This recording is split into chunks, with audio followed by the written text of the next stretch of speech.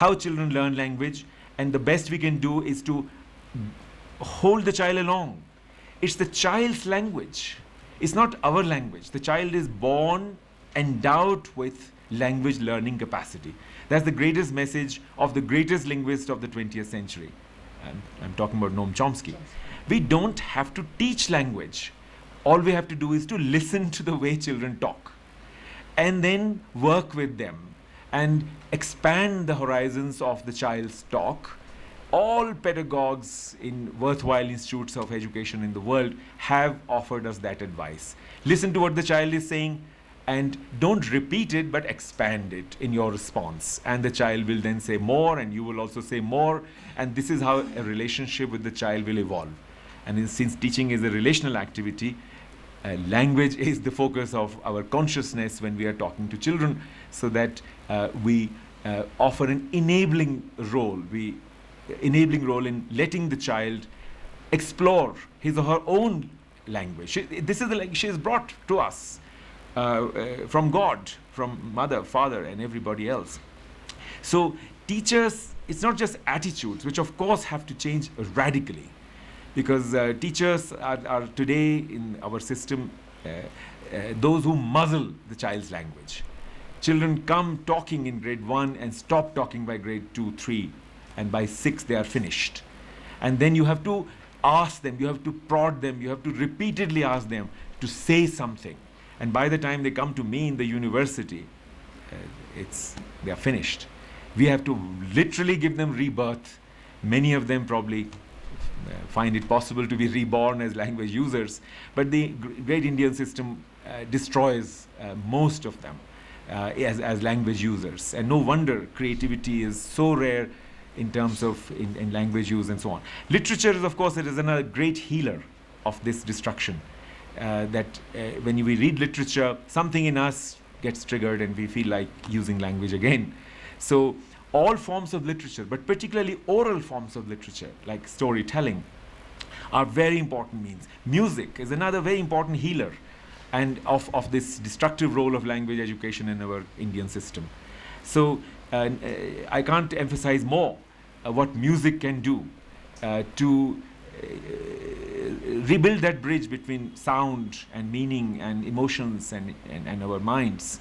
And so music education in early grades and onwards is very, very important component of language education and language learning, although it's seen as some kind of a peripheral outcast of the curriculum. You know, the music teacher is the least paid, is invited to do something when a VIP comes to school or an annual function or something. But the music teacher is actually a language teacher, because she's dealing with the heart of language and so on. Nothing much can be done unless we have very good music program and so on and so forth. And I would like to close these remarks by going back to reading.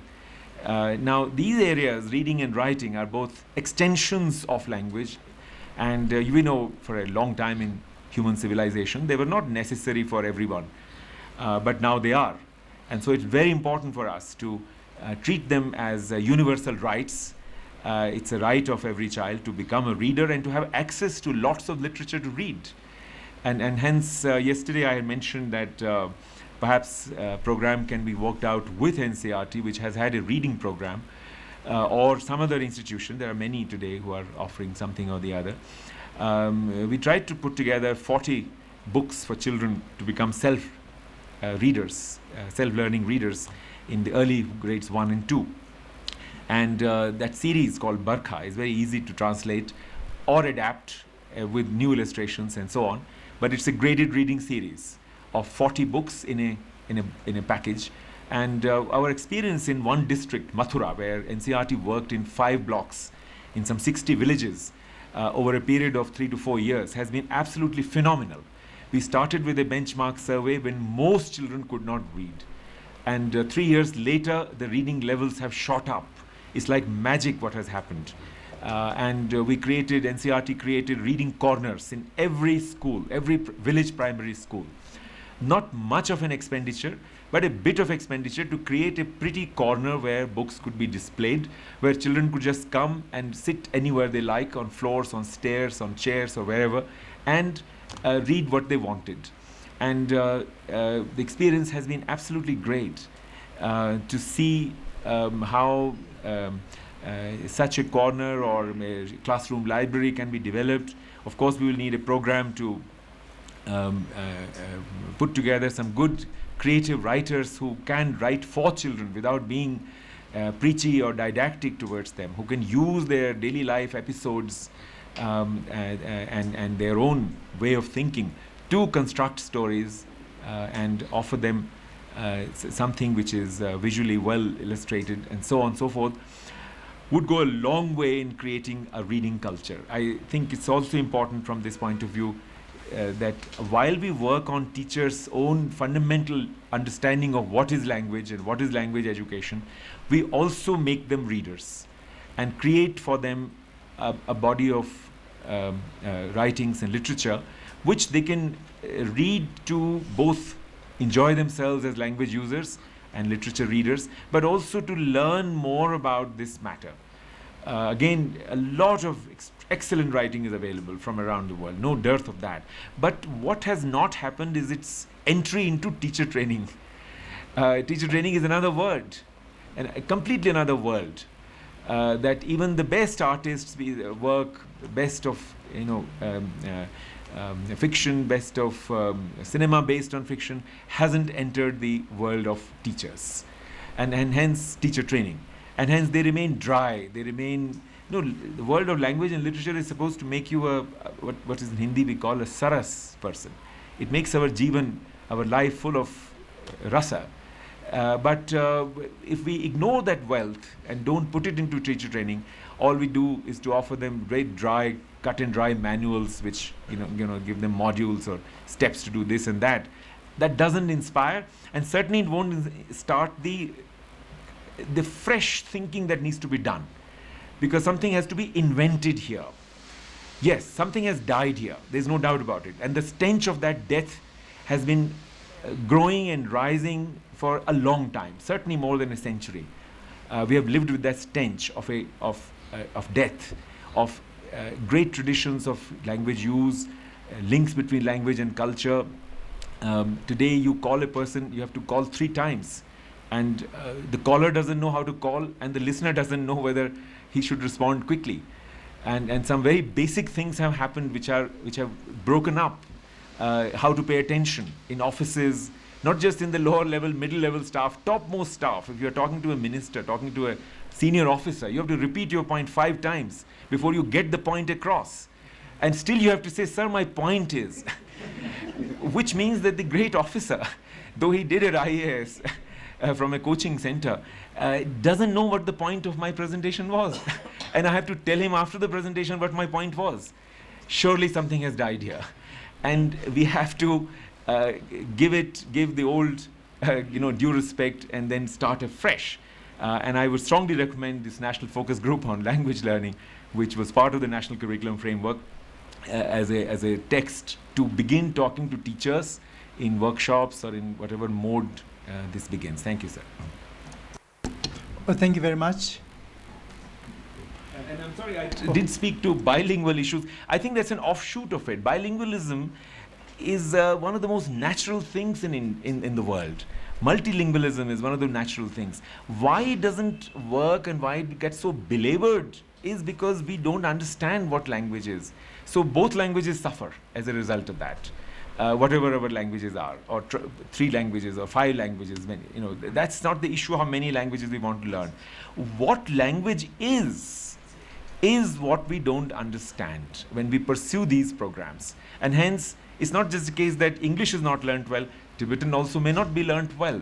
Its great capacities may not grow in each child precisely because the child has been made to think of Tibetan as a subject. Which all languages are subjects in our classroom, and once they become a subject, they cease to serve the function of vehicles for all learning. That's the meaning of language across the curriculum approach, that every teacher is ultimately a language teacher.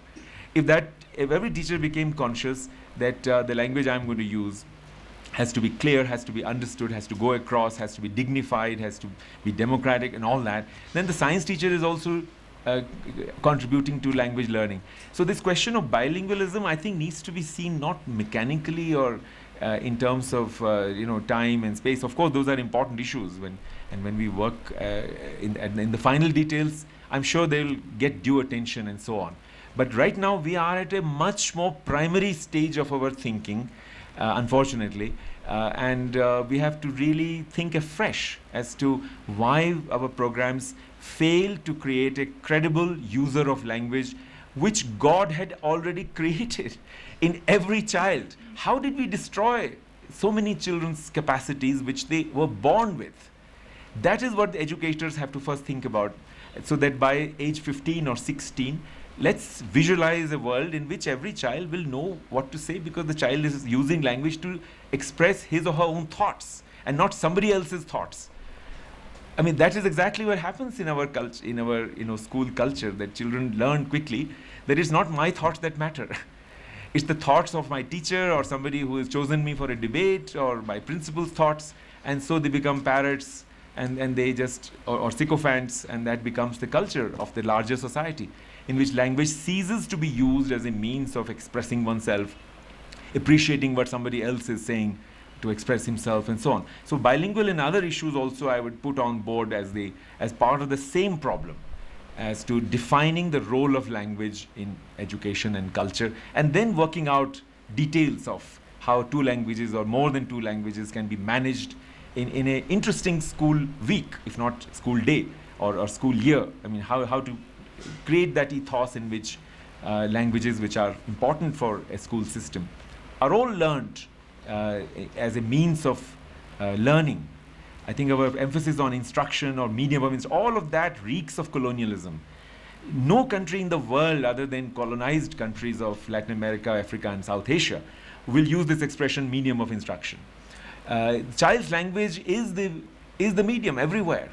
The language that the child learns from home, teachers try to do their best to use that to put across ideas. Yes, material and all that are issues that can be dealt with separately, but I think teachers' understanding of what is language and how important they are as language users, that is where probably the crux of the matter is. Thank you, sir. Thank you very much. Could I now request Professor Arvind to share his thoughts? Theoretically, what my teacher, Professor Krishna Kumar, has said, I fully agree, and I have been listening to him on the issue of language like this, and I have no second thought on this. Particularly when I was studying Shabd as a means of knowledge, as my Nyaya epistemology says, Pratyaksha, Praman, Upaman, and Shabd. And as Bhartrihari has also beautifully said that your language is the indicator of the entire consciousness of the conscious existence of your entire persona. But here the point is, when Professor Furkan Kamal sent to me this agenda point and regarding the language proficiency, of course that time one of the most valuable document, as Professor Krishna Kumar has mentioned, the National Focus Group on Language Learning, and I went through that. And then I had a talk with the President Director of Indian Institute of Language at Mysore, and we discussed something regarding this. Now, practically, when you bring the question of language in the domain of practice, I look at language at the two levels: language as a subject, the language as a political tool, and the language as a cognitive tool.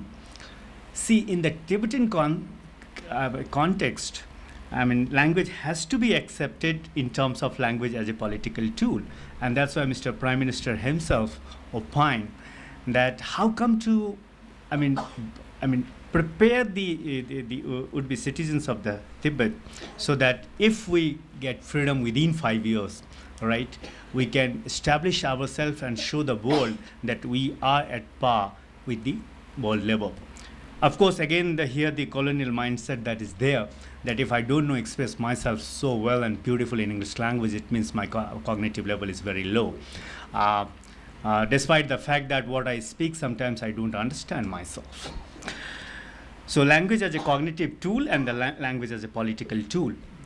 Now here I think that in Tibetan context, we need to have some sort of, I mean, I'll not endorse the Madhyam path like most of the Buddhist philosophy talks about.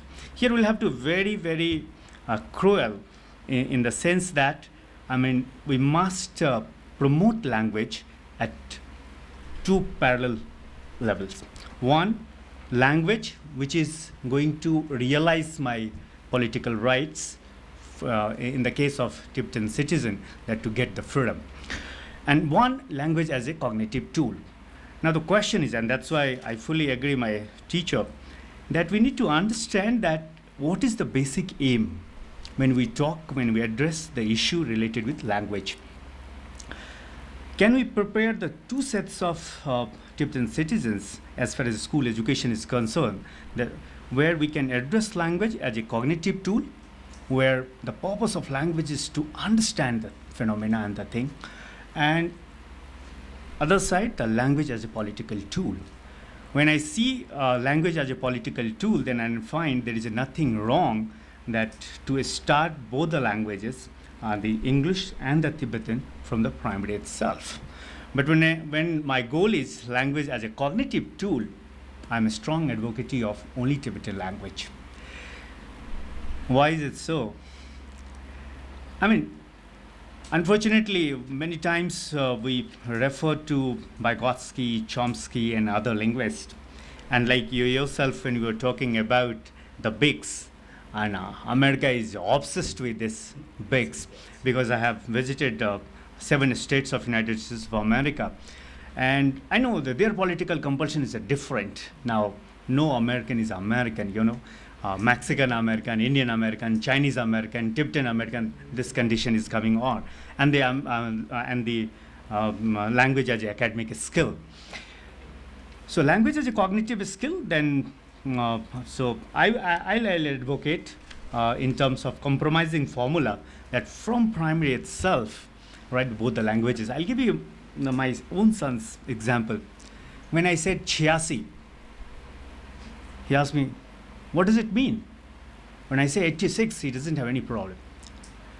But what I have noticed that, as so beautifully my teacher, who is one of my role models in my life, has said that, I mean, that the thinking skill is going down and down. He's becoming sound enough in repeating the things. Just few days back, he wrote one poem, and I asked him that, what motivated you to write this poem? And what I noticed that except 1 or 2 lines, the most of the lines, whatever he read from different books, he was repeating that. And that's why I fully agree with Sir, that what matters in my life is my own thinking, my own understanding. See my own presentation, you will find that whenever I say, I mean, to strengthen and to make the audience believe that, see, I'm speaking authentic, and that's why I quote Chomsky, Vygotsky, yesterday I quote Sri Aurobindo, Mother, Paul Freire, etc., etc. So my suggestion that first let's decide the language as a political tool and language as a cognitive tool. Language as a cognitive tool, then of course, not only at primary level, but the secondary until the higher level, and only then the genuine contribution we'll make in the development, creation, and construction of knowledge in this world. But yes, there is a political goal also in India, but with reference to the Tibetan community. And if that is also one of the important goals, then I think that we'll have to compromise somewhere. And this could be the reason that perhaps still I don't understand what language is actually. So whole separate, I think that the finest linguist should be invited. I'm a layman. I don't have deeper understanding of the language aspects of the human consciousness, except what I studied in Nyaya epistemology and Nyaya philosophy regarding the Shabd. And they will be the right one. And I think that the Professor Krishna Kumar will be one of the best person to suggest you to do this issue. Thank you so much. Thank you very much, Professor Arvind. Now I would like to request Professor Ngao Samdela please to share his thoughts. I think that's going to be a nice segue. Good morning, everybody. Today's the session, the first session's first and second sessions content or the subject matter is very important. Language proficiency. I think a student should develop language proficiency, at the level of 6th to 8th grade, good enough to have access into their subject content, because language is the door to the subject. So without a proficiency in language, they cannot have access into the subject. Even though they are attentive in the class, they regularly attend the class, but if they don't know the language, there cannot be a proper communication with the teacher, and they cannot have access to the subject matter. They neither can listen to the teacher in a complete sense, nor they can read the text properly. So therefore, language proficiency is extremely important, not only in terms of having access to the content, but also to develop the mental capacity and mental faculty. And therefore, at least in the beginning, a student should be allowed to learn language exclusively. If the student is extraordinary or a genius, then he can learn 2-3 languages together, but in an extraordinary case. Otherwise, the average student should be given or should be exposed to one language in the beginning, so that they can develop the language faculty in their brain. And because most of the language systems work in a similar manner. Of course, there are certain grammatical differences and things like that. For example, when in Tibetan we use the adjective after the noun, whereas in English and Hindi we use in Sanskrit as well, we use the adjective before the noun. So now when the children are exposed to both languages before the maturity, they use it differently. You see, in Tibetan, when they speak, they use the adjective before the noun in a very, which looks very strange. So this is a kind of, problem that the children face.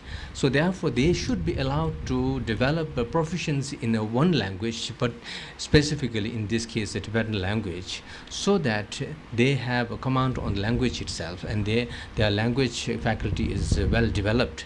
After that, when they are exposed to other languages, they can really pick up the other languages pretty good. They can understand the nuances of the grammatical structures and things like that. So after that, it would be much more easier for them to pick up. So I think we do need to do more research from the linguistic point of view and from the cognitive point of view.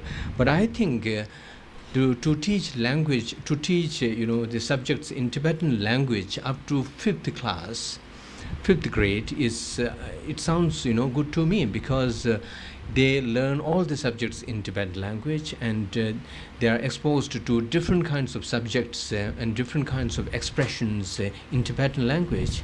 And so by the time they reach 5th grade, then they are well versed in Tibetan language, and their language capacity in terms of Tibetan language is well developed. After that, they should be exposed to other languages, and for that and another reason of there are several reasons. The one reason is that Tibetan children are more kind of convenient for them. It would be much convenient to learn, to learn Tibetan language, of course. And it is not simply a matter of identity issue, but Tibetan language itself is regarded to be one of the 4 Buddhist canonical language in the world. And at present, Sanskrit, Pali, Tibetan and Chinese, these are the 4 languages which are known as the 4 canonical Buddhist languages. And among these, the richest literature is in Tibetan language. In Sanskrit, it used to be in ancient time, before 13th century. Of course, it had a huge literature in Sanskrit language, but then it got destroyed, and now we have only about less than 10% of the literature that we have in Tibetan language. and which got translated in course of time into Tibetan language starting from 7th century.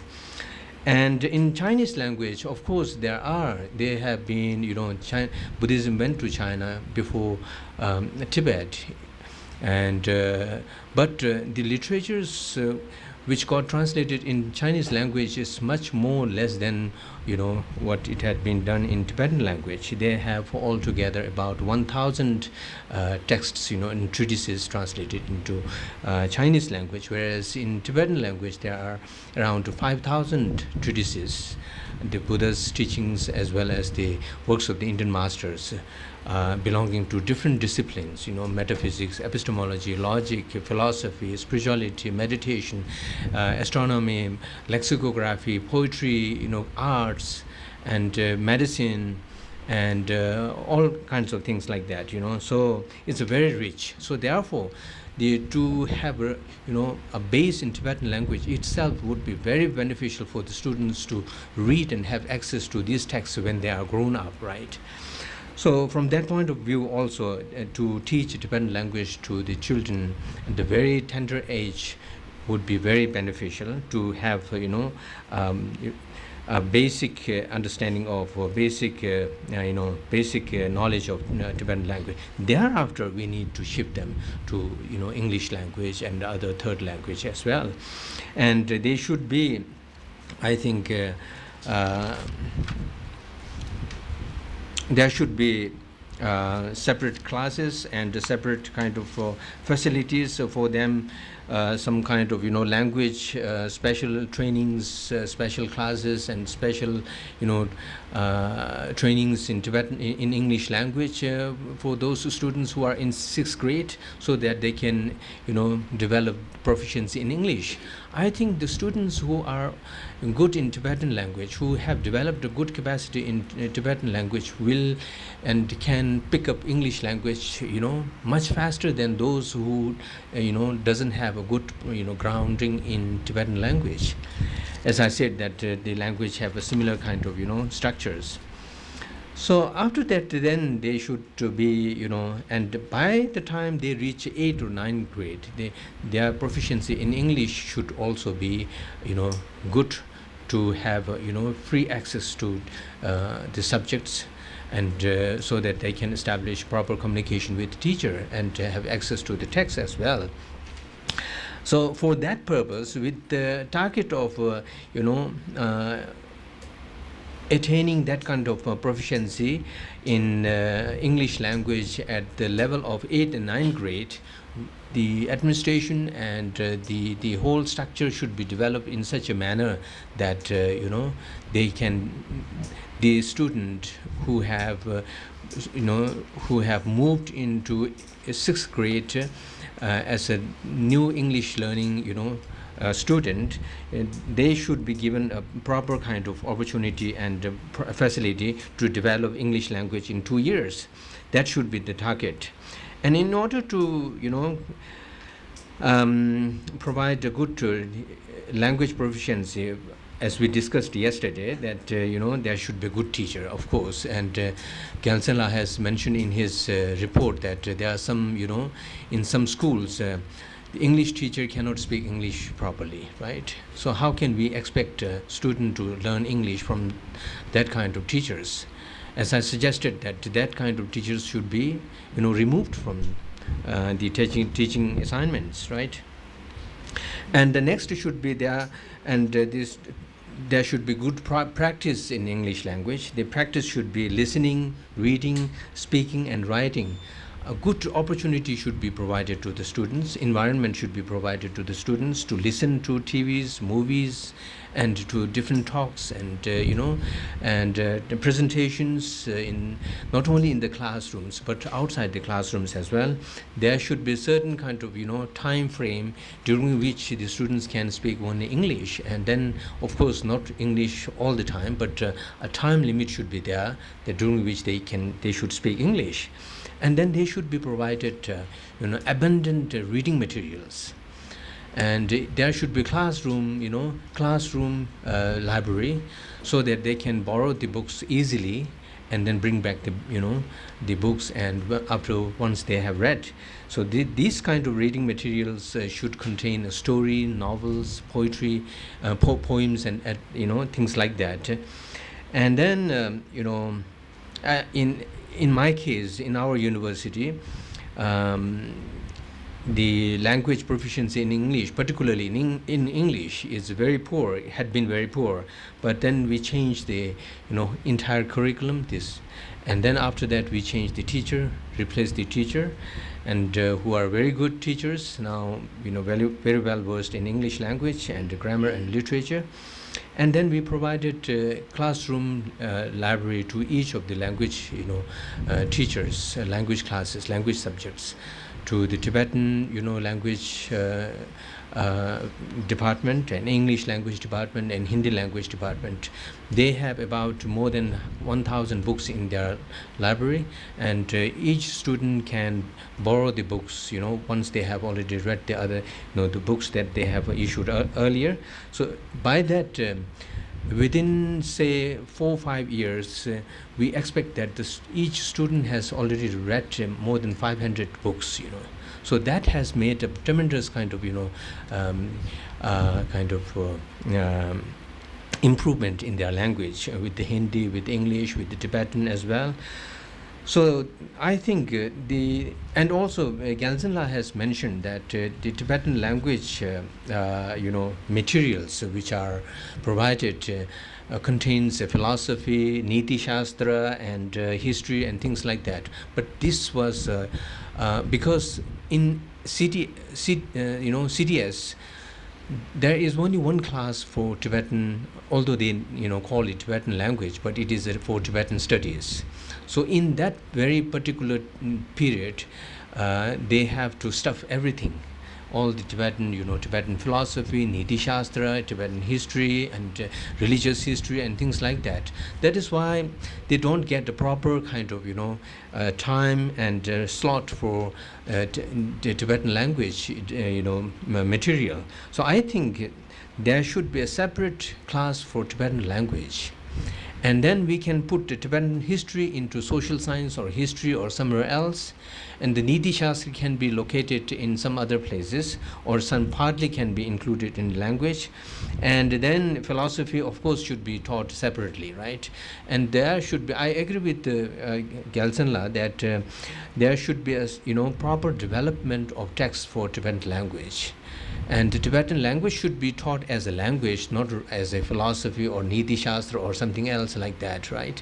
So therefore, I think the Tibetan language, the text, there is a need of a fundamental change, in terms of segregating the philosophy and other contents that are included at the moment in the Tibetan language course.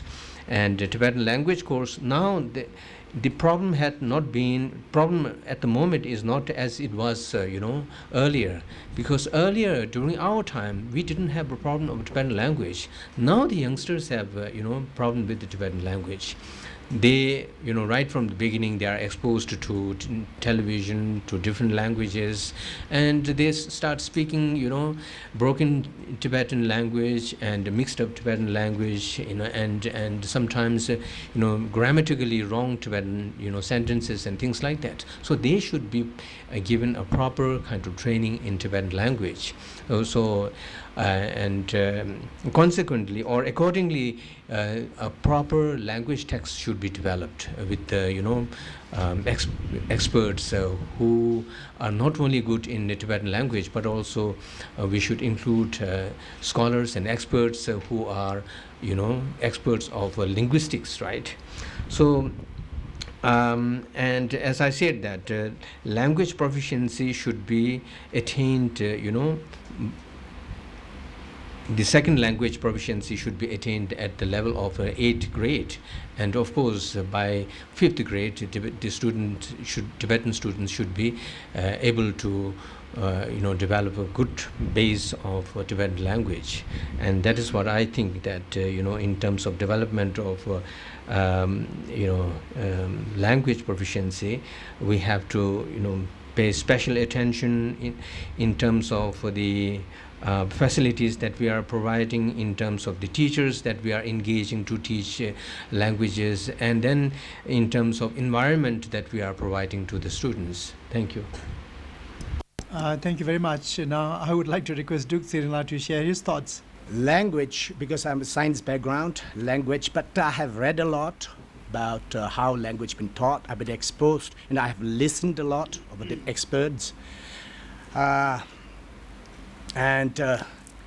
interacted a lot with the scientists during the Mind and Life, and they talked a lot about the neuroscience, while having a discussions with His Holiness the Dalai Lama. So I've been exposed to those. So I will share a little bit of my, thoughts on this. Let's take actually the importance of Tibetan language for Tibetans, the value, why should we have to conserve? There's no question about it. It's very important. Because being a Tibetan, now we've been exiled in India for many years, and what is going on in Tibet, right? They're destroying our language and exposed to the different languages of the world. Now it is becoming an endangered language. So His Holiness the Dalai Lama in many emphasized it is really important, and the seniors, they have emphasized now it is really very important that we have to do something about it. Thing is, why we have to do it? It's not for the sake of the Tibetans alone, for one race, to conserve one race. No, because of the very core essence of Buddhism. A language is the backbone. So we have to conserve it for the good of the whole world, because we have that wisdom, whatever you call, whether you call it Shangri-La or whatever, but our language, the wisdom, the 2,500 years of those wisdom of Lord Buddha's wisdom, which is written, conserved well. Earlier it was in Sanskrit, now conserved well in Tibetan language, right? This needs to be given to this world full of turmoil, right? This world, lots of war. Now that's why His Holiness the Dalai Lama travels all over the world, try to help. And it's 4 points. Number one is unity of all human beings, and then the religious harmony. So there's no question about it. We have to do something about it. Now the question is how. There, the experts, your inputs are very important. Because I have learned one of the scientists, I asked him a question. I asked him, why are you helping the sponsor, Bobby Saka? Because I was translating for the monks, and one time through one party, that time I was drinking, and I told him, why are you helping the Tibetans? And he said, see, he's a Jewish for 2,000 years. Their language means the cultures, they've been outside of the land for 2,000 years. Now they have to conserve. And say, the same plight is for the Tibetans. It's like a rainforest, a huge rainforest. Now they are clearing the rainforest, and underneath there are, within that rainforest, a very light, this low intensity of light goes through thick canopies, and there's some plants are growing there.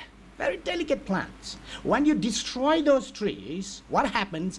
That delicate plant will also die.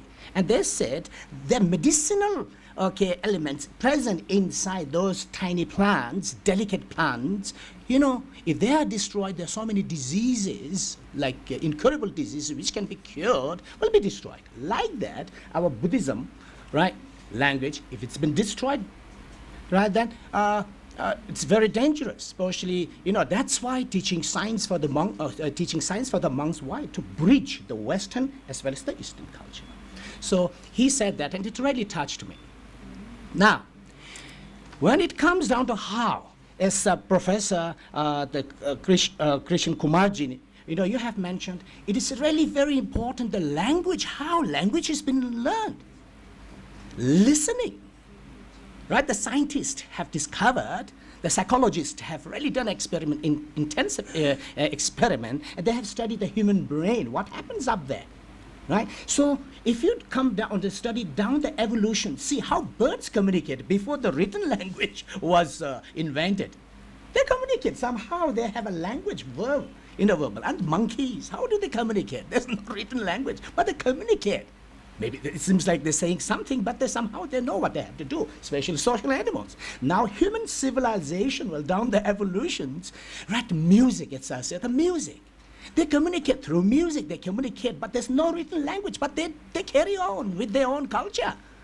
Now, slowly, the language, written language comes, and then the foreigners, the tourists went into the, the pure, they polluted.